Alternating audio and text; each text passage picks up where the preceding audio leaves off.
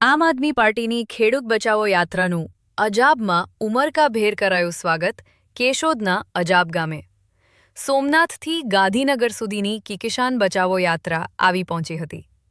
આ તકે ઢોલ ત્રાસા ડીજે સાથે આમ આદમી પાર્ટીના ગુજરાત પ્રમુખ શ્રી ઈશુદાન ગઢવી તથા શ્રી પ્રવીણભાઈ રામ તથા મનોજ સોરઠિયા અને પિયુષ પરમારનું કુમારિકા દ્વારા કુમકુમ તિલક કરી ને વાજતે ગાજતે સામૈયા સ્વરૂપે સ્વાગત કર્યું। બાદમાં પાટીદાર સમાજ ખાતે એક ભવ્ય કિસાન સ્વમાન સભાનું આયોજન કરવામાં આવ્યું। હાલ ખેતીની ફૂલ સિઝન હોય, વાતાવરણ પણ ડામાડોળ હોય, માવઠાની આગાહી વચ્ચે ખેડૂતો પોતાની ખેતીની સિઝન વચ્ચે પણ ખેડૂતના હિતની વાત લઈ ને આવેલા આમ આદમી પાર્ટીના નેતાઓને ખુલ્લું સમર્થન આ જનસભામાં જોવા મળી રહ્યું હોય તેવું લાગી રહ્યું હતું।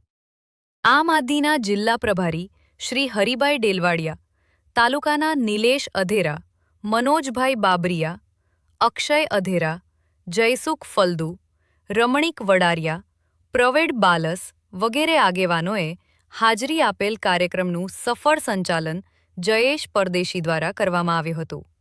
રિપોર્ટર અભય વ્યાસ, કેશોદ।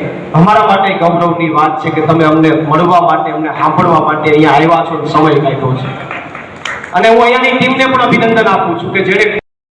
નમસ્કાર મિત્રો, જય જવાન જય કિસાન। અત્યારે કેશોદના અજાબ ગામે પરિવર્તન લાવો ખેડૂત બચાવો યાત્રા અહીંયા પહોંચી છે। અત્યારે અહીંયા ખાટલા બેઠક હતી, પરંતુ ખાટલા બેઠકમાં પણ વિશાળ સંખ્યામાં ખેડૂતો ઉપસ્થિત રહ્યા। ખેડૂતોના મુદ્દે ચર્ચા થઈ।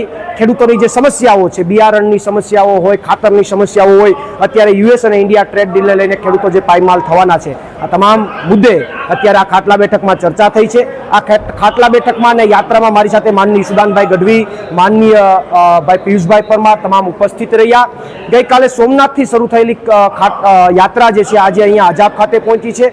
8 તારીખે ગાંધીનગર પહોંચશે અને ગાંધીનગર ખાતે એક વિશાળ ખેડૂતો માટેની મહાસભાનું આયોજન છે, જેમાં માનનીય અરવિંદ કેજરીવાલજી પણ ઉપસ્થિત રહેવાના છે। અને આ સરકારને હવે માગણી કરાય એવો વિષય નથી, કારણ કે અમે હળદરમાં માગણી કરવા ગયા તો અમને 108 દિવસની જેલ આપી દીધી। કારણ શું? કારણ કે મેં કેશોદના લોકો માટે અવાજ ઉઠાવ્યો, કેશોદના ખેડૂતો માટે પદયાત્રા કરી, અહીંયાના અંડરબ્રિજ માટે મેં અવાજ ઉઠાવ્યો તો મને 108 દિવસ સુધી જેલમાં નાખી દીધો। એટલે હવે અહીંયા માગણી કરવાનો વિષય નથી, હવે તો પરિવર્તન લાવો અને ખેડૂતોને બચાવો આ યાત્રા લઈને નીકળ્યા છે અને આવનારા દિવસોમાં ચોક્કસથી ગુજરાતના ખેડૂતો પરિવર્તન લાવશે।